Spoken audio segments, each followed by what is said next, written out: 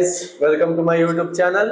आज हम एक पॉडकास्ट शूट कर रहे हैं with mister Rahul Dubey sir, जो कि भूषण क्लासेस के ओनर हैं। बोकारो का एक बहुत एस्टीम्ड कोचिंग है और आज हम इनसे बात करने वाले हैं इनको कितने प्रॉब्लम्स फेस करने पड़े हैं और इनका बिजनेस इस वक्त किस स्टेज से गुजर रहा है। तो सर, थैंक यू सबसे पहले तो थैंक यू आपको भी मौका देने के लिए। और ये मेरे लिए भी बड़ा ही ऑनर की बात है कि आप अपना करियर का पहला पॉडकास्ट कर रहे हैं और मेरे जैसे एक बहुत अदना से आदमी के साथ, और भगवान करे कि आप इसमें और आगे जाएं। मेरी शुभकामनाएं हैं। सर, हम लोग आज जैसे हम आपके साथ जितना रहे हैं, हम ये जानते हैं आपका इंस्टीट्यूशन 15 ईयर से बोकारो में चल रहा है। बिल्कुल ठीक है, तो हम लोग अब 15 ईयर बाद वो एक भूषण क्लासेस, वो एक कोचिंग, वो इंस्टीट्यूशन जो नेम और फेम है, आज हम लोग वो जानते हैं। वो 15 ईयर्स पहले का वो बात क्या था जब आपने ये सोचा हम भूषण क्लासेस स्टार्ट करेंगे या एक इंस्टीट्यूशन स्टार्ट करेंगे? उस समय का थॉट प्रोसेस क्या था और क्या आप उससे पहले कुछ और काम करते थे जो स्विच करके आप इसमें आए? मेरा जो बिजनेस का कैरियर है 2001 से शुरू हुआ जी। और जब 2001 से शुरू हुआ तो वो भी एक कहानी था। मतलब पहले तो हम दिल्ली में रहते थे जी। मेरा एजुकेशन बोकारो से रहा, 10th तक 12th तक यहीं से रहा, BSL स्कूल से। और फिर ग्रेजुएशन के लिए दिल्ली जाना पड़ा और वहां पे ग्रेजुएशन कंप्लीट होने के बाद फिर वहां कुछ दिनों तक आदमी जॉब किया। जी। लेकिन घर पे चूंकि पापा अकेले थे, मेरी मम्मी नहीं थी और बहन की शादी भी हो गई थी, तो 2000 के आसपास इतनी सैलरी नहीं थी वहां पे कि आप बहुत लग्जरियस लाइफ जी सके। 2000 के आसपास मान के चलिए कि 4000 5000 की नौकरी और दिल्ली जैसे शहर में तो वो जस्ट बस ऐसे ही चल रहा था। मुश्किल है। तो घर वाले ये सजेस्ट किए कि जब इतना ही सैलरी और उस पे करना है तो अपने घर बोकारो से करो और पेरेंट्स के साथ रहने का मौका मिलेगा, एक उनको भी केयर के लिए चाहिए। तो हमको भी ठीक लगा और क्योंकि मेरा एक अपने फादर के साथ लगाव है तो हम भी नहीं चाहते थे कि वो अकेला रहे जी। तो फिर एक बिजनेस का जर्नी शुरू हुआ और चूंकि घर में कोई इसके पहले बिजनेस में नहीं था, पहला जनरेशन जी। और वो बस कहते हैं ना कि तैरना आपको नहीं आ रहा और आपको डाल दिया गया आपको, अब आप तैरना सीखिए। अब इसी में बहुत सारा लॉसेस, बहुत सारा चीज साथ में चीटिंग वगैरह भी हुआ। बहुत सारे लोग ये लेकर के शॉप बंद कर देते थे, बहुत जगह पूंजी फंसा। फिर समय आगे बढ़ते बढ़ते 2008-9 का जब समय आया तो खुद से ही ये सवाल जब हम ये करने लगे कि हम 8 साल किसी बिजनेस को दिए तो हम अब कहाँ हैं, मेरा क्या सोर्स ऑफ इनकम इतना हो गया है कि हम अब हॉरिजॉन्टल चले। 2008-9 आने के बाद ये जब खुद से सोचने लगे कि हम जब जिस बिजनेस में 8 साल 9 साल दिए तो अब उसका फ्लो कैसा है, क्या वो हॉरिजॉन्टल वे में जा रहा है या फिर ग्रोथ हो रहा है या डिग्रोथ हो रहा है। तो ये महसूस हुआ कि बिजनेस में भाग दौड़ बहुत है जी। लेकिन जो पैसे का एक फ्लो होना चाहिए वो भी है, लेकिन बैंक बैलेंस नहीं है। हाँ। मतलब अगर कोई दोस्त या कोई भी घर वाले आज अचानक बोल दे कि हमको 5000 रुपया चाहिए, जी। बिल्कुल भी नहीं है। हाँ, लेकिन अगर 2 दिन का समय मिल जाए तो वहां 50,000 का भी ठहराव है, क्योंकि फ्लो इतना ज्यादा था। करीब बिहार झारखंड का CNF था और 9-10 मतलब डिस्ट्रिक्ट में मेरा काम होता था और 7-8 रिप्रेजेंटेटिव, 2 मैनेजर, एक पूरा तामझाम नेटवर्क था। उस समय का वर्क क्या था? ये उस समय मेरा मेडिसिन का था, फार्मास्यूटिकल्स का काम था। तो लास्ट में फिर हम डिसाइड किए कि जैसे जैसे एज आगे जाएगा वैसे वैसे मेरा भागने का जो स्टेमिना है, बॉडी जो है वो साथ नहीं देगा, तब क्या होगा। तो कहते हैं ना कि भगवान भी आपके लिए सोच के रखते हैं कि आपको जीवन में करना क्या है और वहां धीरे धीरे आपको किनारे लगा देते हैं। ऐसा ही कुछ हुआ। हमारे एक परिचित के थे, उनको अपनी बच्ची के लिए ट्यूशन वगैरह पढ़वाना था जी। तो एक हमारे घर के आगे ही स्कूल है, उसके टीचर से बात किए तो चूंकि उनके घर में 3 बेटी 1 बेटा, तो एक लंबा चौड़ा परिवार और उनका इनकम को देखते हुए टीचर्स मना कर दिए कि नहीं नहीं, आप मेरा तो ट्यूशन फी दे ही नहीं पाएंगे। फिर वहां से ये कहानी शुरू हुआ और जब हम उस टीचर को समझाएं कि आप घर घर कितना ट्यूशन पढ़ाएंगे, आइए एक कोचिंग खोलिए, हम आपको प्लेटफॉर्म देते हैं, मेरा जगह है, हाँ, मेरा रिक्वेस्ट ये है कि मेरे घर की बच्ची है उसको आप थोड़ा सा पढ़ा दें। हाँ तो यहाँ से जर्नी शुरू हुआ। उनको भी मेरा प्रपोजल बड़ा अच्छा लगा, क्योंकि उनके स्कूल के ठीक आगे मेरा वो रेसिडेंस था जी और वो लोग बहुत समय से ऐसे प्लेटफॉर्म को ढूंढ रहे थे। तो कहते हैं ना कि भगवान कुछ कराना होता है तो वैसे लोगों को मिलवा देता है। जी मिल तो गए हम लोग, क्लासेस शुरू भी हुआ, बहुत अच्छा रिस्पांस मिला। क्योंकि वो जो दो टीचर लोग थे एमजीएम के थे, कुछ समय के बाद 2-3 महीने के बाद आपस में क्लैश शुरू हुआ। और हमारा चूंकि फार्मा का काम था तो हम पूरा अटेंशन देते नहीं थे, लेकिन कहीं ना कहीं चूंकि लोकल होने की वजह से जो बच्चे आए थे जी वो मेरे इन्फ्लुएंस से ज्यादा थे। तो पेरेंट्स का इंटरेक्शन मेरे साथ था और टीचर्स को लगता था कि अभी हम और ला सकते हैं और ला सकते हैं। तो मेरा ये कहना था कि एजुकेशन एक ऐसा चीज है जिसमें नेटवर्किंग है। जी अगर आप अच्छा पढ़ाते हैं, बच्चों का परफॉर्मेंस होता है, तो पेरेंट्स को भी लगता है कि नहीं एक अच्छे जगह मेरा बच्चा जा रहा है, तो पेरेंट्स 2-4 लोगों को बताते हैं, वहां से फिर आपका वो पेड़ बड़ा होता है। लेकिन वो उन टीचरों का हमेशा अटेंशन इस बात पे होता था कि कितना कलेक्शन आ रहा है, कितना फीस आ रहा है, जी न कि इस बात पे होता था कि भाई बच्चे का बच्चे के- डेवलपमेंट हो रहा है कि नहीं, मार्क्स बढ़ रहा है कि नहीं। तो चूंकि मेरा स्वभाव थोड़ा इमोशनल वाला है और बच्चों के बच्चे प्रति थोड़ा इंक्लाइंड होते थे, तो क्लैश होना शुरू हुआ। हाँ हम हर बार ये कहते थे कि आप 2 बच्चे से शुरू किए हैं, आज 22 हो गए हैं, अब इसको 200 करना अब आपका काम है, और ये तभी होगा जब इनका रिजल्ट बेहतर होगा। जी अब वहां क्लैश होना शुरू हुआ, तो लास्ट में 2-3 महीना आते आते वो पूरा टीम चेंज हो गया और हम फुल फ्लेजेज अब इसमें आ गए खुद से हाँ। अब वहां से अब हम ऑनरशिप में आ गए और खुद से ही एकेडमिक और एडमिनिस्ट्रेशन, मार्केटिंग सब देखने लगे।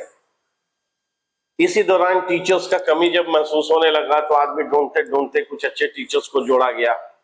एक टीचर ऐसे भी साथ में हमारे जुड़े जो हमारे गांव के थे, हमारे क्षेत्र के थे। जी विचारधारा मिला, हम लोग आपस में बहुत लंबे सफर को तय किए और इस दौरान इतना मेहनत किए हम लोग कि अब वो बता नहीं सकते हैं। लेकिन आप इसी से अंदाजा लगाइए कि जो बच्चे नहीं पढ़ रहे थे उनको अगर जरूरत होता था पीटना तो भी पेरेंट्स का बैकअप होता था कि नहीं नहीं आप भाई बच्चे का अगर पिटाई से भी अगर अच्छा करे आप कीजिए। पुराने तरह का हाँ, पुराने स्टाइल में। अब उसका जो हुआ रिस्पांस बहुत जबरदस्त हुआ। जी उस टाइम में हमको याद है 2010, 2011 और 2012 रोड पे कहीं कोई एडवर्टाइजमेंट नहीं होता था हम लोगों का, और अचानक 100-125 बच्चों का भीड़ पूरे सेशन में रहता था हम लोग। जी और बल्कि कुछ ऐसे बच्चे आते थे उनको हम लोग मना करते थे कि सर आप हमको इस बैच में मत पढ़वाइए, फायदा नहीं होगा, क्योंकि वो जरूरत से ज्यादा वीक होते थे। हाँ तो हम लोग भी चाहते थे कि पेरेंट्स के साथ धोखा नहीं हो। जी। जीवन में केवल पैसा ही नहीं होता है, प्रतिष्ठा भी होता है।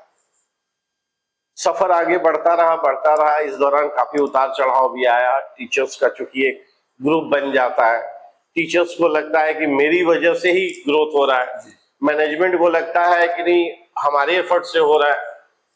मेरे जैसे लोग ये सोचते हैं कि ये पूरा कॉम्बो पैक है, इसमें टीचर्स, मैनेजमेंट, बच्चे, पेरेंट सबका योगदान है। तो खैर अपना अपना सोचना, इसमें काफी उतार चढ़ाव रहा। फिर एक कोविड का फेज आया। कोविड तो बिल्कुल ही तोड़ दिया हम लोगों को। ऑफलाइन जो क्लासेस था वो तो जबरदस्त, मान के चलिए कि ये वही समय था कि आप नया गाड़ी खरीद के लाए हो शोरूम से और कोई चोर जो है उसका चारों चक्का चोरी करके चला गया हो। अब आप स्टार्ट भी नहीं कर सकते हैं, इसलिए कि स्टार्ट करेंगे तो गाड़ी बढ़ेगा ही नहीं, चक्का ही नहीं है। तो बड़ी मुश्किल से वो 2 साल का समय निकला। फिर 2 साल के बाद जब वो जर्नी शुरू हुआ तो नॉर्मलाइज की तरफ बढ़ा आदमी, लेकिन वो फेज नहीं आया जो कोविड से पहले था। सर जो फेस का बात कर रहे हैं तो आप अभी बोले आप कोचिंग के बिजनेस में आने से पहले फार्मा का, मेडिसिन में थे, हाँ, फार्मेसी मेडिसिन में, हाँ, तो वो जो आप स्विच किए फार्मेसी से कोचिंग, एजुकेशन में, हाँ। तो इस दौरान आपको ऐसे पर्सन तो खुद बहुत दिक्कत हुआ होगा। इस टाइम पर फैमिली का क्या टेक था कि बिजनेस को चेंज करना चाहिए या नहीं करना चाहिए, उनका क्या टेक था? क्योंकि फैमिली बहुत मैटर करता है। जैसे आप बोले दिल्ली से हम आए वो फैमिली के लिए, तो यहाँ पे उनका टेक क्या था? एकदम बहुत बढ़िया सवाल है आपका। और यहाँ पे अक्सर सारे लोग इस तरह के प्रॉब्लम्स को फेस करते होंगे। जब दिल्ली से आए तो उस टाइम मेरी शादी नहीं हुई थी, जी। तो ठीक ठाक था, स्टार्ट हुआ। हाँ। उसके 2-3 साल के बाद शादी हुई 2003 में। तो जब मेरी पत्नी आई तो वो माहौल देखी कि फार्मास्यूटिकल्स का काम हो रहा है और मेरा इंटरेक्शन डॉक्टरों के साथ उठना बैठना और उनसे बातचीत हो रहा है। या रिप्रेजेंटेटिव भी है तो 6-7 का नेटवर्क है अपना, बड़ा लंबा चौड़ा। घर के आगे गोडाउन था तो एक गोडाउन से ही गाड़ी आती थी, वहां लोड होता था माल। तो वो एक उनको जो दिखता था ना कि भाई डॉक्टर वाला एक व्हाइट कॉलर जॉब। और अचानक जब वो ट्यूशन सेंटर और कोचिंग सेंटर शुरू हुआ तो पहला रिएक्शन यही था कि अब ये क्या कर रहे हैं आप? हाँ। अब आप बच्चों को पढ़ाइएगा, कहाँ वो डॉक्टरों से मिलना, मतलब उनको ये लगा कि भाई रिलेटिव्स वगैरह जानते हैं कि भाई उनका काम जो है वो मेडिसिन का है डॉक्टरों के साथ, अब आप ट्यूशन टीचर कहलाएंगे। जी। तो खैर अपना अपना सोचने का तरीका था। उस दिन भी जब मेरा सेंटर शुरू हुआ तो हम कभी भी एक छोटे से ट्यूशन सेंटर को सोच के नहीं किए। जी। मेरे दिमाग में हमेशा से विजन बड़ा होता था और हम ये सोचते थे कि एजुकेशन एक ऐसा चीज है जिसमें आपको करने के लिए पूरा खुला आसमान है, क्योंकि आप किसी के घर के बच्चे का कैरियर बनाने बैठे हैं और इसमें आपको पैसा प्रतिष्ठा सब मिलता है। जी। तो इन फ्यूचर का मेरा प्लान यही था, जो कि हम कुछ दूर तक नजदीक तक गए भी, कि हम इस सेंटर को आगे बढ़ाएंगे, फिर उसके बाद स्कूल बिजनेस में जाएंगे, फॉर्मल स्कूलिंग में जाएंगे, उसके बाद कुछ समय के बाद जब एक्सपीरियंस होगा तो कॉलेज यूनिवर्सिटी की तरफ हम जाएंगे। जी। क्योंकि जहाँ के हम लोग रहने वाले हैं वहां अपना घर मकान जमीन जायदाद बहुत है। तो मेरा प्लान वही था कि हम लोग धीरे धीरे उन सब चीजों में जाएंगे। लेकिन ठीक है, भगवान जो चाहते हैं, कहते हैं ना कि उनकी इच्छा के बगैर पत्ता भी नहीं हिलता। तो वो बहुत स्पीड में हम लोग गए, स्कूल भी शुरू हुआ हम लोगों का। जी। लेकिन वो स्कूल भी उसी कोविड के चपेटे में आ गया, क्योंकि वो रेंटेड बिल्डिंग में था और चूंकि सब कुछ चल रहा होता है तो सारा कॉस्टिंग निकलता जाता है। अचानक जब बंद हुआ तो रेंटेड बिल्डिंग में होने की वजह से रेंट नहीं रुका, टीचर्स की सैलरी नहीं रुकी, पेरेंट्स को ये लगता था कि मेरा बच्चा तो स्कूल जा नहीं रहा तो फीस देने का जरूरत क्या है। जी। तो बस ये पूरा अनबैलेंस हो गया। तो लास्ट में डिसीजन ये लेना पड़ा, स्कूल को शट डाउन करना पड़ा। हम लोग जो मकान मालिक थे उन्हीं को हैंड ओवर कर दिए कि आपको जो है जैसे चलाना है चलाइए। ट्यूशन सेंटर पे ही आदमी कंसंट्रेट रहा। इसको कुछ साल चलाने के बाद आज भी जो चल रहा है कोविड के बाद, तो बस वो चल ही रहा है। ठीक है, लेकिन वो बात आप सही कह रहे हैं कि फैमिली मेंबर्स को लगता है कि कहाँ फार्मा का काम, कहाँ एजुकेशन का काम। लेकिन जब हम घर में ये कन्विंस किए कि नहीं, हमको ये मेरा गोल नहीं है, मेरा गोल देखो वो है, लेकिन शुरुआत मेरा यहीं से होगा, पाँच था वो। हाँ, तब उन लोगों को लगा कि अच्छा ठीक है, जब करना है तो कीजिए। जैसे सर आप अभी बार बार एक कोरोना का टर्म यूज कर रहे हैं, कोरोना वायरस का फेज वो सबके लिए खराब फेज था, बहुत ज्यादा बुरा फेज था। तो बात यह है, कोरोना से पहले जब आप पढ़ाते थे, जब आपका कोचिंग कोरोना के पहले चलता था और कोरोना के बाद, इस बीच बैचेस में डिफरेंस कैसे दिखा? बच्चा का पॉपुलेशन कम हो गया या और इस बीच में आप टीचर्स के साथ क्या थे, मतलब उनको पेमेंट दे रहे थे? क्योंकि क्लास तो बिल्कुल नहीं हो रहा था। तो इस बीच आपका कोचिंग कैसे चला? कोविड से पहले का जो फेज था वो चूंकि कोचिंग के परफॉर्मेंस रिजल्ट को देते हुए एक ब्रांड बन चुका था। इंक्वायरी खुद ब खुद जनरेट होता था, लोग आते थे। कोविड का फेज जैसे ही आया ना तो वो सारे लोग डर गए, क्योंकि पूरे मीडिया में अगर कोई चैनल खोलिए तो बस क्या, तो हर तरफ कोविड, ये एम्बुलेंस, वहां लाश, बस यही सब दिखता था।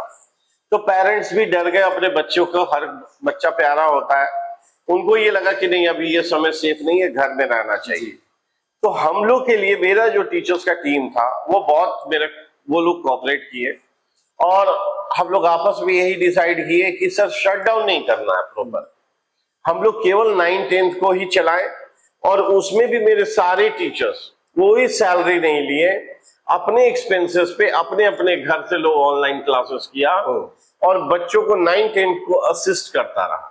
जबकि पेरेंट्स को ये लगता था कि इसमें तो करना क्या है, लोग तो घर से पढ़ा रहे हैं, जबकि उनका एक्सपेंसेस बढ़ चुका था। कोविड से पहले नेट का कोई एक्सपेंसेस नहीं था, रिचार्ज का खर्चा नहीं था, समय तो वो पहले भी दे रहे थे जो अभी भी दे रहे हैं, तो समय का ही वो पेमेंट ले रहे थे। जी। लेकिन कोई इन सब चीजों को नहीं समझा कि एक टीचर्स उस दौरान वो अपने आप को कैसे सरवाइव करेगा। लेकिन मेरे टीचर्स इतने अच्छे कि वो लोग बोले कि नहीं सर, हम लोग कम से कम बच्चों को कंटिन्यू करें, उनका एग्जाम है, हम लोग अपना समय जहां है वहीं से उनको दें, तो वो कंटिन्यू रहा। सर जैसे आप बोले अभी आपके टीचर्स ऑनलाइन मीडियम में पढ़ाए, तो भूषण क्लास एक ऐसा कोचिंग है जो ऑफलाइन मोड पे ही रहा है और आज भी ऑफलाइन मोड पे आज भी है। ऑफलाइन, बिल्कुल। तो वो 2 साल के लिए ऑनलाइन आना, तो क्या वो ऐसा उसके बाद एक अंदर से इच्छा नहीं आया इसको ऑनलाइन मोड में भी कंटिन्यू करें? क्योंकि अब जैसा है मोस्टली कोचिंग्स अब ऑनलाइन मोड में शिफ्ट करते हैं। ऑनलाइन में बच्चा गैदर ज्यादा होता है और उन बच्चों को भी लगता है कि घर से पढ़ रहे हैं तो वो ज्यादा बेहतर रहेगा, उनको भी अपने खेलने के लिए या उसके लिए टाइम मिल जाता है। तो आप उसके बाद भी ऑनलाइन में शिफ्ट क्यों नहीं किए? ये भी बड़ा अजीब सा सिचुएशन है। कोविड से पहले बच्चे सेल्फ स्टडी करते थे। जी जी। मेरे यहाँ 2 घंटे का क्लासेस 5 डेज 6 डेज चलता था और घर जाने के बाद भी बच्चे रात को 10 बजे तक 11 बजे तक पढ़ते थे। कोविड आने के बाद जो उनके हाथ में एक नया इंस्ट्रूमेंट मिला जिसका नाम मोबाइल, और उस मोबाइल के अंदर इंटरनेट पैक, जहां की कोई सोचता था कि स्विट्जरलैंड और सिंगापुर कैसे जाएंगे, जी, वो एक क्लिक से सारा मोबाइल पे दिख रहा है और ऐसा लग रहा है कि हम वहीं घूम रहे हैं। हाँ। बच्चे उस दुनिया में घुस गए। जी।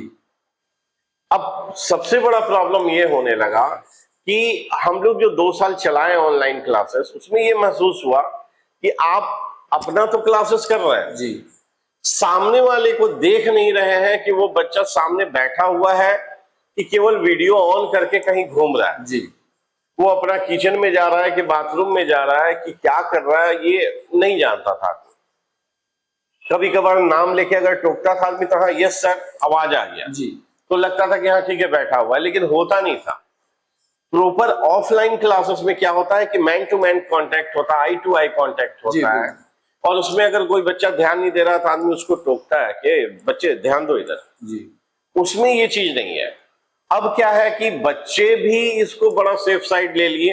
हाँ। उनको ये लगता है कि आने जाने में टाइम वेस्ट होगा, इससे अच्छा घर पे ही रहें, और पेरेंट्स को भी ये लगता है कि आने जाने का एक्सपेंसेस बढ़ेगा, ट्यूशन का एक्सपेंसेस बढ़ेगा, तो ऑनलाइन में बहुत सारा ऑप्शन हो गया, कम फीस पे लोग इसको ऑप्ट कर रहे हैं। लेकिन आज भी मेरे जैसे इंस्टीट्यूशन का मानना है कि offline classes he best mode of education. बिल्कुल इसलिए है कि आज भी बच्चे को तो आप मोबाइल दे दिए जी, वो ऑनलाइन सब्सक्रिप्शन भी ले लिया, आप अपना उससे छुटकारा पा गए कि हम बच्चे को सब सब्सक्रिप्शन दे दिए, सब सुविधा एक रूम में दे दी। प्रैक्टिकली पेरेंट्स के लिए या किसी के लिए भी ये संभव नहीं है कि बच्चे के साथ 24/7 उसके बगल में बैठ के देखे कि वो मोबाइल पे कर क्या रहा है। जी। और बच्चे इतने स्मार्ट हैं कि उनका हाथ का स्पीड, कलम का स्पीड तो कम हो गया, लेकिन उंगलियों का स्पीड बढ़ गया, टाइपिंग स्पीड बढ़ गया। वो जैसे ही देखते हैं ना, वो 2-2 विंडो खोल के रखते हैं। अगर कोई गेम खेल रहा है तो गेम खेल रहा है, ऑनलाइन गेम खेल रहा है, और एक क्लास का विंडो। जी। जैसे ही वो पेरेंट्स के आने का थाप या कुछ सुनते हैं, तुरंत वो टैब को चेंज कर देते हैं। पेरेंट्स आके देखे हाँ नहीं बच्चा तो पढ़ रहा है, उनके जाते ही फिर गेम शुरू। जी। इसलिए आजकल देखिएगा 90% बच्चों का परफॉर्मेंस हर मायने में गिरा है। जी। वो एकेडमिक वाइज हो, बिहेवियर वाइज हो, उनके वो पूरा रूटीन, सोने का, बैठने का, खाने का, सारा रूटीन तहस नहस हो गया। जी। और इसमें कहीं ना कहीं मेरे जैसे पेरेंट्स, आपके जैसे पेरेंट्स, या जो भी पेरेंट्स इस वीडियो को सुन रहे होंगे, देख रहे होंगे, क्योंकि हम लोग भी उस सोशल मीडिया के साथ इन्वॉल्व हो गए। जी। अपने आप को बच्चे को दे दिए, अब हम भी मोबाइल चला रहे हैं, स्क्रॉल कर रहे हैं, वो क्या रील वगैरह छोटा छोटा होता है उसको लोग देखते हैं। देखते देखते कब 1 घंटे का टाइम निकल जाता है वो पता ही नहीं चलता। जी। तो बच्चा है, उसको क्या अपने टाइम का वैल्यू। जी। लेकिन अब क्या हो रहा है, परफॉर्मेंस गिर रहा है, बच्चे के अंदर चिड़चिड़ाहट बढ़ रहा है, जिद्दीपन बढ़ रहा है। वो इस बात को नहीं समझ पा रहे हैं कि आने वाले 5 साल 7 सालों के बाद जब बच्चा मैच्योर होकर के 10th 12th में पहुंचेगा, उस दिन उसका माइंड पूरी तरह से डिस्ट्रक्टिव हो चुका होगा और आप लाख मोल्ड करना चाहेंगे वो मोल्ड नहीं होगा। पेरेंट्स को ही मोल्ड होना होगा और वो एडजस्ट करना पड़ेगा कि अब हम क्या करें। जी, ठीक है, तो ये जो सिनेरियो है ना ऑनलाइन क्लासेस और वो आने के बाद बहुत जबरदस्त तरीके से बदलाव हुआ है और ये बदलाव वो हमारे पूरे समाज का तो नुकसान है ही, एक इंडिविजुअल एक फैमिली के लिए सबसे बड़ा लॉसेस है कि उनके घर का उनका बच्चा एकदम से ही डाइवर्ट हो गया है। सर जैसे कि हम लोग अभी आप बात कर रहे हैं ऑनलाइन और बच्चों को मोबाइल मिल जाने के बाद बच्चों का एक नेचर ही चेंज हो गया जो पहले के बच्चों में था और अब कंप्लीटली नेचर चेंज हो गया। ऐसा लगता है वो वक्त से पहले एक ग्रो हो जा रहे हैं बच्चे, 6 के बच्चे ऐसा लगता है कि पहले ये सब बच्चे 10 में सीखते थे जाके। तो बात यह है कि बच्चे ऑल ओवर तो ये हो रहा है, लेकिन आप इसको अपने घर में कैसे अप्लाई करते हैं? क्योंकि हर इंसान का जो एक चेंज आना चाहिए या जो भी आप अगर कोचिंग में ही कुछ बताएंगे दूसरे बच्चों को आप एग्जाम्पल तब दे पाएंगे जब वो बच्चे आपके बच्चे में ही वो चेंज देखें। तो आप वो कैसा देख रहे हैं कि आपके घर में वो मोबाइल का एक जो विड्रॉ हो रहा है वो कैसे चल रहा है? देखिए, किसी भी इंसान का जो एक्सपीरियंस होता है ना या उसका जो एक्सपीरियंस बोलता है वो समाज से पहले अपने घर से ही शुरुआत होता है। तो आज ये जो बदलाव हम देखते हैं वो कहीं दूर जाने की जरूरत नहीं, हम अपने घर में भी पाते हैं। इसलिए कि मेरा भी बच्चा स्कूल जा रहा है और उसी सोसाइटी समाज में घूम के वापस घर में आ रहा है जी। तो सवाल है कि जितने जितने घरों के बच्चे उस तरह के माहौल में हैं तो हमारे बच्चे के लिए भी बड़ा मुश्किल है कि हम ऐसे माहौल से अपने आप को दूर करें। हाँ, बिल्कुल। अब क्या है, एक अजीब सा द्वंद्व वाली स्थिति है घर में जी। बच्चों को ये मोटिवेट किया जा रहा है कि ये तुम्हारे लिए गलत है, ये सही है, ये करोगे तो ये होगा, ये करोगे तो ये होगा, उसको बताया जा रहा है। जी। ऐसा नहीं है कि बच्चे समझदार नहीं है, हाँ। बहुत समझदार है। हम तो ये मानते हैं कि शायद इस उम्र में जब हम लोग रहे होंगे जी तो हमारे ब्रेन का डेवलपमेंट इतना नहीं रहा होगा जितना कि आज इनका है और उसमें भी कहीं ना कहीं ये मोबाइल का योगदान। जी, पॉजिटिव बिल्कुल है, लेकिन बच्चे वो लेते ही एज अ नेगेटिव वे में। हाँ, अब सवाल ये है ना कि अगर अपने समय के अनुसार मेच्योरिटी आया होता तब तो समझदारी में कन्वर्ट हुआ होता, लेकिन वो समय से पहले आ गया तो कहीं ना कहीं हर इंसान का एक नेचर होता है कि निगेटिव चीजों की तरफ अट्रैक्ट ऑटोमेटिक होता है। जी, आप अक्सर आप सुनते होंगे कि छोटे बच्चे को आप एक तरफ बैट बॉल रखिए, एक तरफ कॉपी पेन रख दीजिए तो बच्चा को बैट बॉल ही पहले ध्यान में आएगा, वो कलम कॉपी बहुत रेयर पकड़ते हैं बच्चे। उसको ये नहीं मालूम है कि ये खेलने का है कि वो पढ़ने का है, फिर भी वो बैट बॉल पकड़ेगा। यानी ये ह्यूमन नेचर है कि निगेटिव चीजों की तरफ पहले आदमी अट्रैक्ट हो जाता है। समाज में भी कुछ एक पॉजिटिव न्यूज आए और एक निगेटिव न्यूज आए जी, तो आप देखिएगा कि समाज के अंदर उस पॉजिटिव न्यूज को लेकर चर्चा कम है, निगेटिव न्यूज को लेकर चर्चा ज्यादा है। ठीक है, कहीं किसी के घर का बच्चा आईएएस बन गया, एक उसका चर्चा। हाँ। और एक किसी घर में सास बहू का लड़ाई हो रहा है उसका चर्चा, तो पता चलेगा सास बहू वाला एक दिन नहीं 10 दिन तक चर्चा हो रहा है और आईएएस आईपीएस जो बना उसका एक दिन 1 घंटे में खत्म हो गया। ये होता है।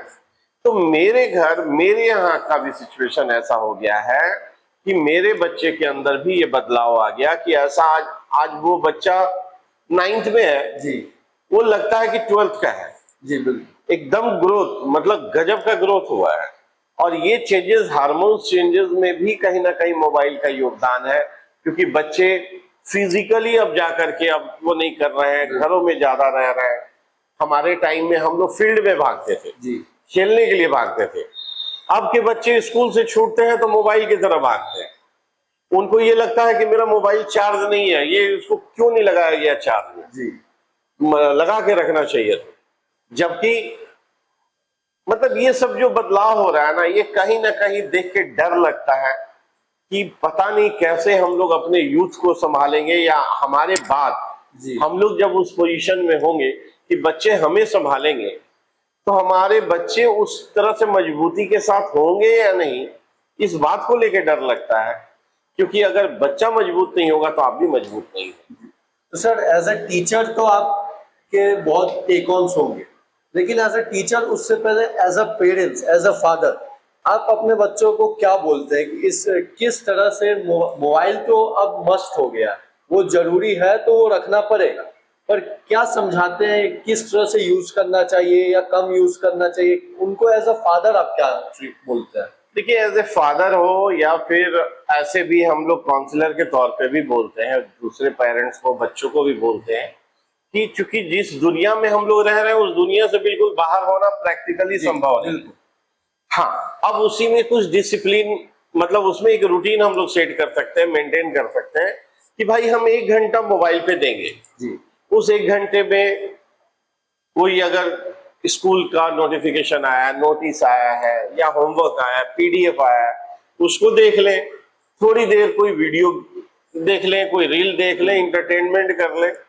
लेकिन हाँ, अब 1 घंटा का मतलब हो गया कि कम से कम 3 घंटा सेल्फ स्टडी पे दें जी। बिल्कुल, ये जो डिसिप्लिन बच्चे मेंटेन करेंगे वो आने वाले समय में बहुत अच्छा करेंगे। बिल्कुल सही बात। जो 3 घंटा मोबाइल और आधा घंटा अगर एकेडमिक पे देगा वो अपने लाइफ में कुछ नहीं कर पाएगा सिवाय ये कि अपने पूरे जीवन और पीछे की चीजों को दोष देता रहेगा कि ऐसा हो गया वैसा हो। सर, अगर आप हमें इजाजत दें तो हम लोग थोड़ा इनकम पे बात कर रहे हैं, क्योंकि वो बहुत एक पर्सनल चीज होता है, तो अगर आप हमें परमिशन देंगे तो हम इनकम पे थोड़ा सा बात जरूर। नहीं, बिल्कुल बिल्कुल। तो एक ऐसा, अब हम फॉर एग्जांपल लेते हैं, जैसे एक बच्चे को आप पर्टिकुलर एक बच्चे पे मंथली अगर चार्ज करें 2000 या 2500 चार्ज करते हो, तो आप पेमेंट जो भी लेते हैं, बहुत सारे ऐसे भी बच्चे होंगे जो शायद पढ़ लेते होंगे, पेमेंट नहीं आता होगा, बहुत बच्चे ऐसे होंगे जो पेमेंट पढ़ने से पहले एडवांस में आ जाता होगा, तो ये कैसे एज अ कोचिंग ओनर, क्योंकि आपको पेमेंट आगे देना है, अगर आप कहीं टीचर होते हैं तो फिर वो एक इशू नहीं होता, क्योंकि आपको जाके सीधा बोल देना है आपको पैसा चाहिए, कैसे आ रहा है वो नहीं, पर एज अ ओनर आपको ये भी देखना है कि फ्लो बना रहे, अगर पैसा आएगा तो ही आप आगे दे पाएंगे, तो आप उस इनकम को कैसे मैनेज कर पा रहे हैं? देखिए, एज ए ऑनर सबसे पहले तो दिमाग में ये रहता है कि आप एक बिजनेस कर रहे हैं और अपने पीछे 7, 8, 9 लोगों के टीम को लेके चल रहे होते हैं। उस 9, 10 लोगों के टीम में टीचर्स भी होते हैं, गाड़ी वाले भी होते हैं, कुछ नॉन टीचिंग स्टाफ भी होते हैं। तो सबसे पहले दिमाग में ये रहता है कि जहां भी कलेक्शन जो आ रहा है आपको खुद को बाद में जाए, पहले उनको टाइम से चला जाए, पहले इसको आदमी मेंटेन रखता है ताकि साथ काम करने वाले के दिमाग में ये ना हो कि इस ऑर्गेनाइजेशन के साथ फंड का प्रॉब्लम है। पहला। दूसरा, समाज में हर तरह के पेरेंट्स हैं अच्छे भी हैं, बुरे भी हैं, अपने तरीके से बहुत चालाक बनने वाले भी पेरेंट्स हैं, ठीक है, वो समाज है, वो हर उसी चीज का शोभा है, वो हर चीजों से भरा पड़ा है। कुछ ऐसे लोग भी हैं कि पढ़वा लेते हैं और साल के अंत में अब देंगे तब देंगे करते हुए फिर बच्चों को भी लेके चले जाते हैं दूसरे इंस्टीट्यूट में। हाँ, पेमेंट नहीं आता। तो ये सब चूंकि 12 साल 14 साल हो गया, अब इसका आदत सा हो गया है जी। सेशन के शुरू में ही हम लोग को एक्सपीरियंस हो जाता है लगभग 90%, अभी भी 100% वो एक्सपीरियंस नहीं हुआ है। किन्हीं पे बहुत आप भरोसा करें, पैसा भी है और उनके बारे में आप सोच नहीं सकते हैं कि वो पैसा नहीं देंगे बच्चों को पढ़ाने के बाद, और कभी कभार ऐसा एक आध केस हो जाता है कि वो पैसा नहीं देते, फोन नहीं उठता है। तो ये सब बिजनेस का पार्ट है, ये सब चलता रहता है। लेकिन जो बैलेंस बनाया जाता है वो ये सोच के बनाया जाता है कि मेरे जो टीचर्स हैं, मेरा जो एक्सपेंसेस है, मेरा रनिंग कॉस्ट है, वो एटलीस्ट निकल जाए जी, ताकि कल को ये मैसेज ना जाए कि इस ऑर्गेनाइजेशन के साथ सैलरी को लेके प्रॉब्लम। सर, जैसे आपको 15 इयर्स हो गया कोचिंग, आपके कोचिंग का 15 इयर्स हो गया, हर साल 10th के बच्चे आपके कोचिंग से एग्जाम देते ही होंगे, कोई ऐसा स्टूडेंट जो एज अ एग्जाम्पल या जिसको आप यूज किए हो एज अ एडवर्टीजमेंट, क्यों? क्योंकि आपका कोचिंग ने उनके पीछे बहुत मेहनत किया हो और वो बोर्ड्स में एक बहुत अच्छा रिजल्ट लेके आए, तो ऐसे, क्योंकि किसी भी कोचिंग का एडवर्टीजमेंट के पीछे आप पोस्टर्स लगा लीजिए, आप कुछ भी कर लीजिए, एडवर्टीजमेंट सबसे बड़ा बच्चा का रिजल्ट होता है। तो क्या ऐसा इस कोचिंग से, आपके कोचिंग से कोई ऐसा बच्चा निकला है जो अभी हम लोग अगर वीडियो में बोले कि हाँ वो बच्चा का इतना परसेंट रिजल्ट था जिसकी वजह से एडवर्टीजमेंट आए? ऐसा है सर कि चूंकि 14-15 सालों के सफर में जी अब तो वो बच्चे निकल के आने लगे हैं जो हम लोग के यहाँ करीब 6 साल 5 साल पढ़े हैं। जी और अब कोई डॉक्टर बन के आ रहा है, कोई जज बन करके आ रहा है, और एक बड़ा अच्छा सुकून दे जाता है जब ये लगता है। और ये मैक्सिमम वो बच्चे हैं जो कोविड से पहले वाले हैं, जी बिल्कुल। तो इसीलिए वो कॉन्फिडेंस और बढ़ता है कि कोविड से पहले वाले जो एक समय था ना, उसमें बच्चे सेल्फ स्टडी करते थे, मेहनत करते थे। और वो केवल मेहनत ही नहीं करते थे, अपने पेरेंट्स का भी रिगार्ड करते थे, टीचर्स को भी रिस्पेक्ट देते थे, हर तरह से परफेक्ट। जी तभी वो आज वो सक्सेस की सीढ़ी चढ़ते जा रहे हैं। मुकाम तो ऐसा भी आया, और ये बड़ा हमारे भूषण क्लासेस के लिए गर्व का समय था। और बच्ची 7th क्लास में एडमिशन ली थी, वैष्णवी बिल्कुल। चिराचांद से आती थी। अब उनके फादर बैंक में है, बोकारो में यूनियन बैंक में। 7th में आई थी तो वो ठीक ठाक ही थी, मतलब 60-65% का Average स्कोर। student। हाँ, और मैथ्स में ही उसको ज्यादा डर लगता था। जी लेकिन वो क्लास 8 से जब वो स्पीड पकड़ी, उसको जो मैथ्स में इंटरेस्ट जगा, और सिर्फ मैथ्स में ही नहीं बाकी सारे सब्जेक्ट्स को बैलेंस करते हुए वो जो चली, तो गजब। मतलब हम लोग उसको 9th में ही उसको प्रेडिक्ट किए हुए थे कि तुम केवल नर्वस मत होना, तुम सचिन तेंदुलकर हो। मेरा यही वर्ड था। हाँ। अगर मेरा ये वो रील अगर उस तक पहुंचेगा तो उसको याद आएगा कि कैसे हम ऑफिस में बैठा के, जब उसका 2 नंबर कम आ गया था और उसकी मम्मी काफी डांटी थी और वो नर्वस थी, और इतना नर्वस थी कि वो बच्ची हमारी क्लास में रोने लगी थी। और हम जब कैमरा के अंदर देखे कि मेरी बच्ची रो रही है, तो हमको लगा 1 मिनट के लिए कि लगता है कोई टीचर डांट दिए है। तो उसको अलग से बुलाएं, और उसके साथ एक और बच्ची भी थी, क्योंकि अकेले बात नहीं करता आदमी, 2 लोगों को बुला लेता है ताकि कल को किसी तरह का वो चीज ना हो। तो पता चला कि 2-3 नंबर कम आने से, वो भी मंडे टेस्ट में कम आने से, उनकी मदर जो है उनको काफी डांटी थी। तो हम काफी मोटिवेट किए और ये बताए कि माँ जो है ना, अपने बच्चे के अंदर एक हल्का सा दाग भी नहीं देखना चाहती है। जी और बच्चा वैसा जो करने लायक हो तभी वो एक्सपेक्टेशन होता है। हम उसको बोले कि अगर तुम्हारा मार्क्स 8 नंबर 10 नंबर आ रहा होता तो माँ तुम्हारी कभी नहीं बोलती, लेकिन उनको वो देखने का आदत हो गया है। उनको ये डर लगता है कि तुम कहीं डाइवर्ट मत हो जाओ। सर, आपका जो अभी तक का एक्सपीरियंस रहा, जो आपका 15 इयर्स का कोचिंग है, उसमें आपका क्या एक्सपीरियंस रहा है? किस तरह के बच्चे निकल के आए हैं? क्योंकि बच्चे कोचिंग के लिए सबसे बड़ा एडवर्टीजमेंट होता है। किसी भी एजुकेशनल फील्ड के लिए उनके बच्चे ही सबसे बड़े एडवर्टीजमेंट है। आप चाहे कुछ भी करा दीजिए, जब आपके बच्चों का रिजल्ट आएगा वो ऑटोमेटिकली अगले साल ग्रोथ होगा पॉपुलेशन में।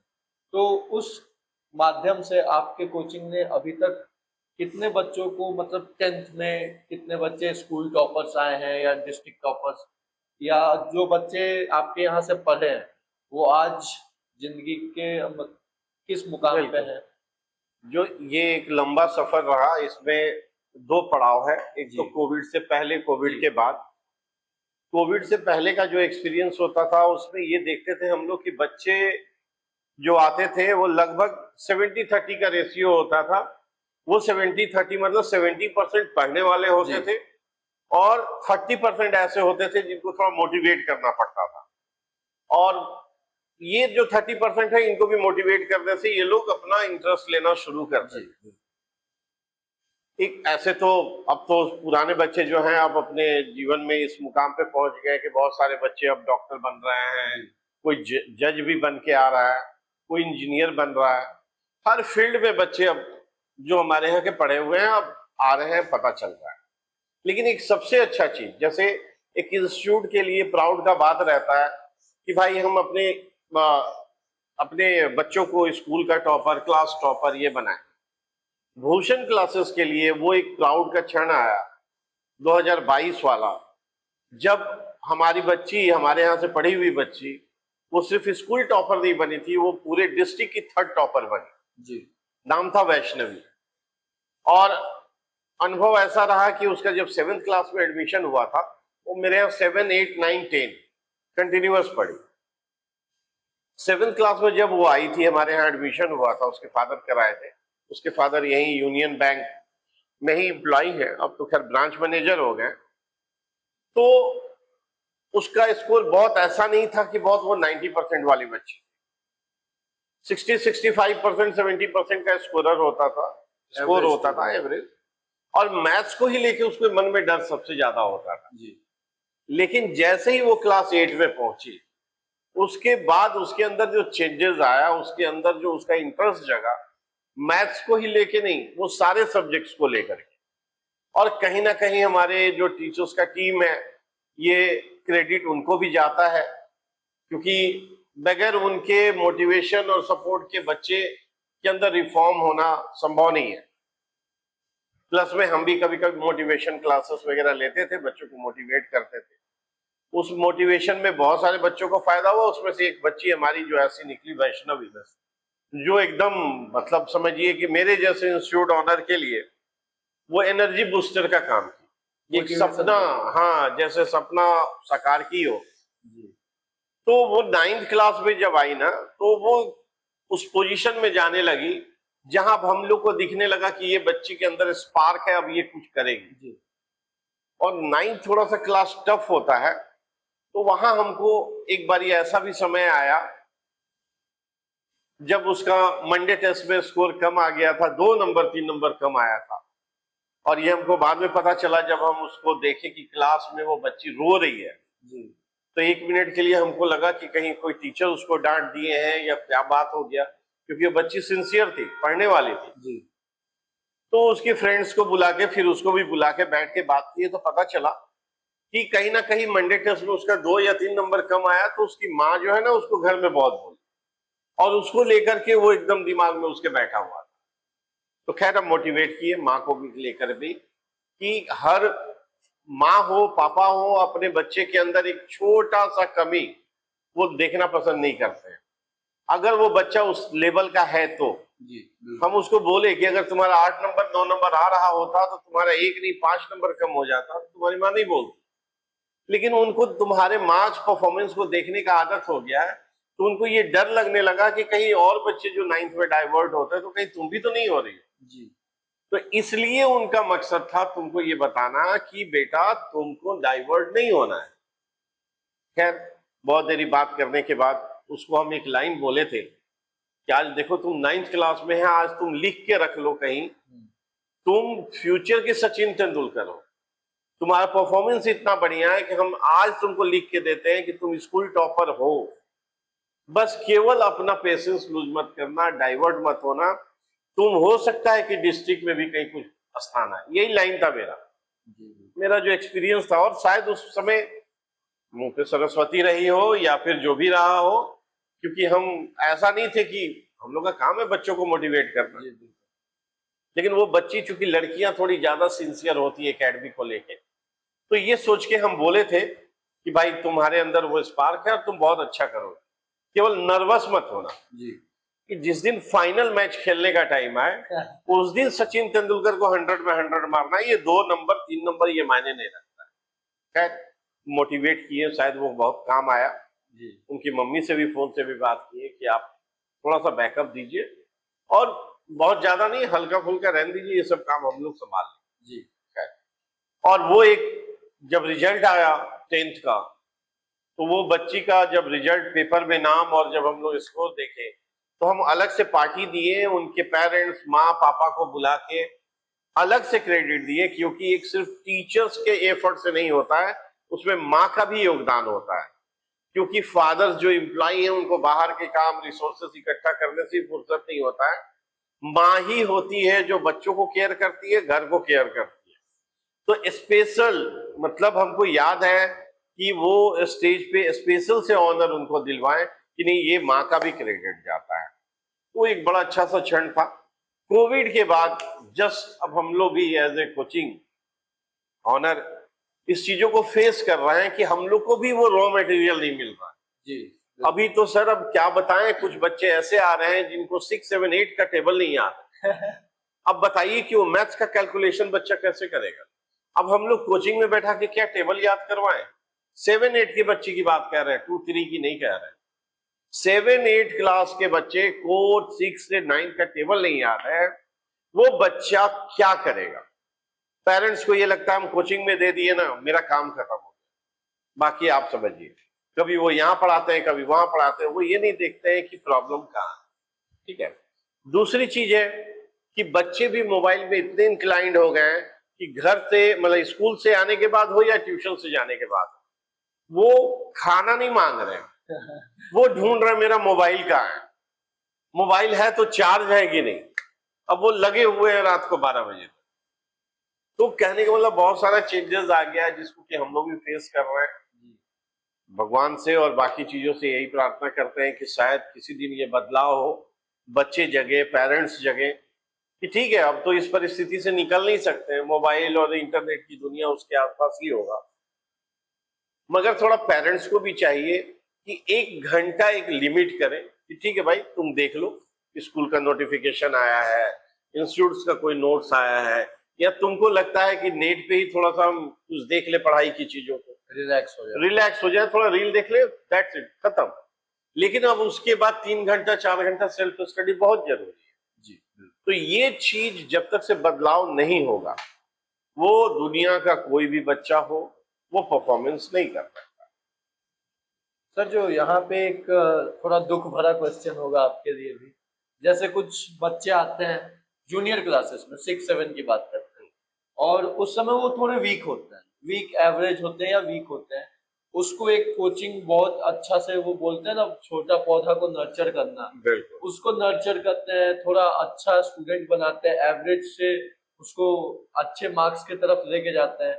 सडनली जब वो बच्चा 6-7-8 पढ़ लिया होता है या 9 भी पढ़ लिया होता है, फिर वो एक 9 या 10 का वो जो ग्लोरी जगह होता है जहाँ का रिजल्ट हर कोचिंग को एक मुकाम देता है, उस समय वो उस कोचिंग को छोड़ के किसी रिनाउंड बड़े से कोचिंग में चल जाए, उस समय एज अ कोचिंग ओनर आपका उस समय क्या फील होता है कि जिस पौधे को हम बड़ा किए उसका जब फल खाने का समय आया तो कोई और खा लिया?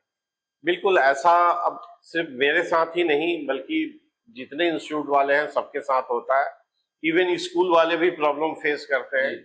किसी बच्चे को स्कूल वाले नर्सरी प्रेप से लेके 9 तक 10 तक सींचते हैं जी। और उस बच्चे को उस लेवल पे ले जाते हैं कि 11 12 का रिजल्ट जब होगा तो वो बच्चा IIT निकालेगा, मेडिकल निकालेगा, और बच्चे स्कूल चेंज कर लेते हैं। तो हम लोग उन पेरेंट्स को भी बोलते हैं कि जो स्कूल आपके बच्चे को सींचा है, क्रेडिट अब उसको ना जाके वो 2 साल जो पढ़ाएगा वो क्रेडिट ले जी बिल्कुल। और जो बाहर के पेरेंट्स हैं वो ये देखते हैं अच्छा उस फलना स्कूल का रिजल्ट ये हुआ, वो ये नहीं देखते हैं कि जिसका रिजल्ट हुआ वो नर्सरी प्रेप से पढ़ा है इस स्कूल में, बेस कहाँ से कि बाहर से आया, बेस कहाँ से मिला जी। वैसे ही कोचिंगों में भी हम लोग फेस करते हैं, और इस साल तो और भी ज्यादा हम फेस किए।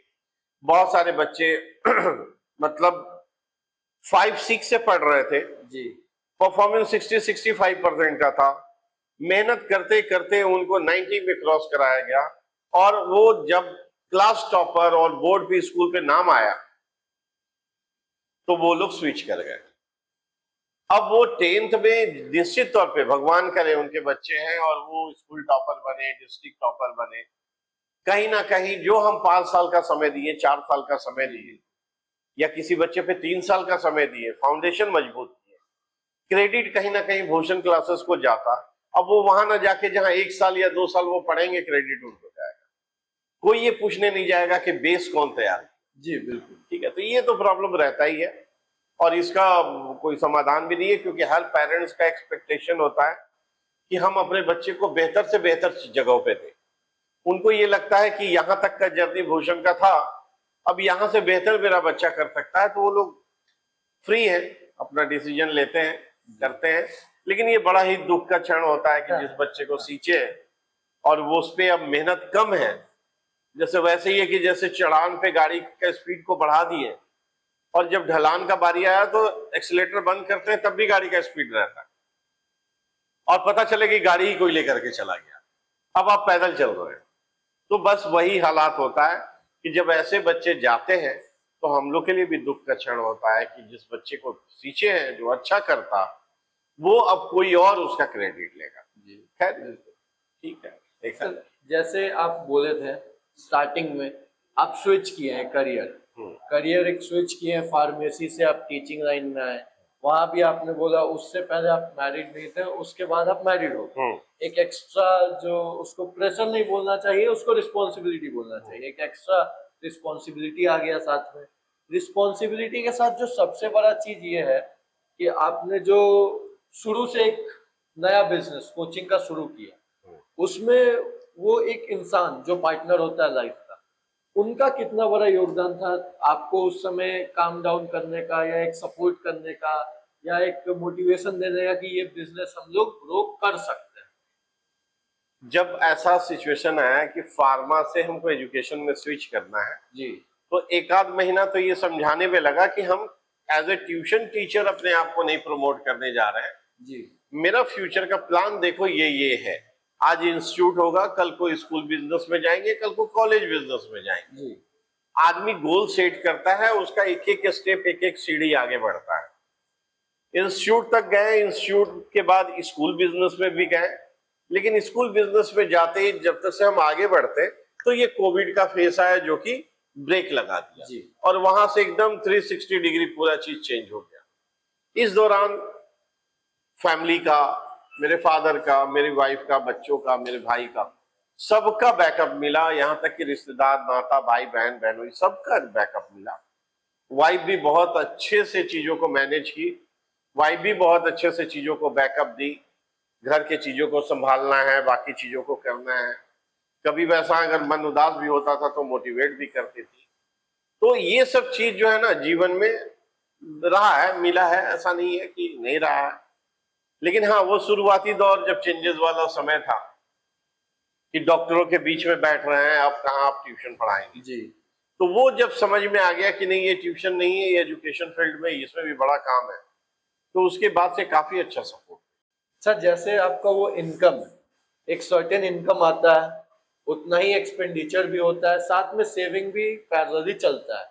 आपका मैसेज क्या रहेगा, कितना परसेंट अगर आपका इनकम हो रहा है उसमें से कितना परसेंट एक्सपेंडिचर होना चाहिए, कितना परसेंट सेविंग होना चाहिए, ताकि क्योंकि हम बिजनेस कर रहे हैं, कोई भी ऐसा मोमेंट अगर लाइफ में आया जब बिजनेस का 1 साल 2 साल वो थोड़ा खराब फेस अगर आ गया, तो उसको हम उस सेविंग के साथ मैच कर पाए और उस समय दिक्कत ना हो लाइफस्टाइल जीने में। बिल्कुल, ये डिपेंड करता है कि आप, क्योंकि लाइफ में क्या होता है ना कि आपका एक्सपेंसेस कुछ चीजों को लेकर फिक्स होता है। जी आप सपोज करें कि आपका डेली का या मंथली एक्सपेंसेस 20 रुपए का है, जी अगर 100 रुपए से कंपेयर किया जाए, 20 रुपया, जब तक से आप 22 नहीं कमाएंगे तो आप 2 रुपये बचा नहीं सकते, जी बिल्कुल। क्योंकि 18 कमाएंगे तो वो हमेशा वो माइनस में ही रहेंगे। आज उससे ले रहे हैं, कल उससे ले रहे हैं, ऐसे कर रहे हैं। नीड्स को सेक्रीफाइस हाँ, करेंगे। तो पहला तो ये गोल सेट करना चाहिए कि मेरा पहले स्टार्टिंग में जितना कम से कम एक्सपेंसेस हो, क्योंकि बहुत सारे लड़के जैसे कहीं जॉब में, बिजनेस में आते हैं, नया बाइक लेने का सोचते हैं, नया गाड़ी लेने का, मतलब लोन में जाना। जी पहला तो इससे बचना चाहिए, क्योंकि वो एक ऐसा एसेट हो गया कि अब लायबिलिटी हो गया वो। जी अब आप कमाए ना कमाए, आपको देना है, नहीं तो फिर वो रात को नींद नहीं आएगा। तो पहला चीज है कि कोशिश ये करना चाहिए कि उनको पता रहे कि मेरा एक्सपेंसेस क्या है, जी बिल्कुल। और उसके रेशियो में, मतलब मेरा मानना है कि 70-30 का रेशियो होना चाहिए। अच्छा कि आप अगर 100 रुपया कमा रहे हैं तो उसमें से 30 रुपीज जो है ना वो खर्च करें, बल्कि 70 को बचत करें।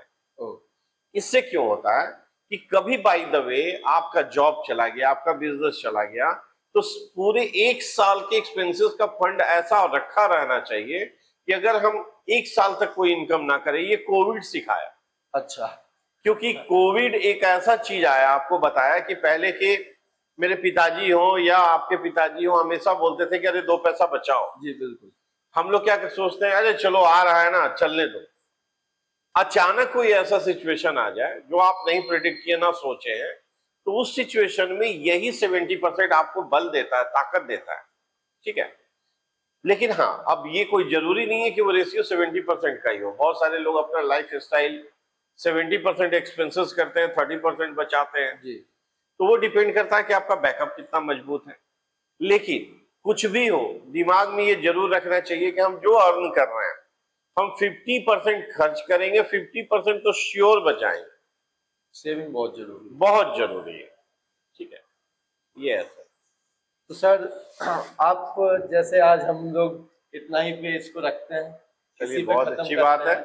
आप क्या मैसेज देना चाहेंगे, क्योंकि आज हमारा ये पहला पॉडकास्ट है, हम लोगों ने आपको बुलाया और आपका एक अच्छा जेस्चर रहा, आपने अपना टाइम निकाल के हम लोग को थोड़ा टाइम दिए। ये हमारा पहला पॉडकास्ट आपसे शुरू हुआ है, आप क्या मैसेज देना चाहेंगे हमारे मैसेज हम व्यूअर्स यही देना चाहेंगे, जो भी व्यूवर्स हैं, देख रहे हैं, एक नए लड़के हैं, नए लोग हैं और नया एक्सपेरिमेंट कर रहे हैं इस नए टेक्नोलॉजी के युग में। मेरे लिए बड़ा प्राउड की बात है कि ये शुरुआत हमारे से हो रहा है। भगवान करे कि ये बहुत वायरल हो, इनका सब्सक्रिप्शन बढ़े, व्यूअरशिप बढ़े, तो मेरे लिए भी एक प्राउड का क्षण होगा कि चलो एक हम शुरुआत कर रहे हैं तो बड़ा अच्छा रहा। तो सारे व्यूअर्स से मेरा रिक्वेस्ट यही होगा कि ज्यादा से ज्यादा इसको आप लोग वायरल करें, ज्यादा से ज्यादा आप लोगों को अपना शेयर करें फ्रेंड्स के बीच में, ताकि इनको नेक्स्ट टाइम और इससे भी बेहतर, इससे बेहतर टॉपिक पे वीडियो बनाने के लिए इंस्पायर किया जाए, इंस्पायर हो, इनको एक इंस्पिरेशन मिले। ठीक है, चलिए, best of luck. Thank you, इतना ही आज के लिए। और कमेंट जरूर करें आपको क्या कैसा लगा ये पॉडकास्ट, और अगला हम किसको बुला के पॉडकास्ट कर सकते हैं। और थैंक यू, जय हिंद।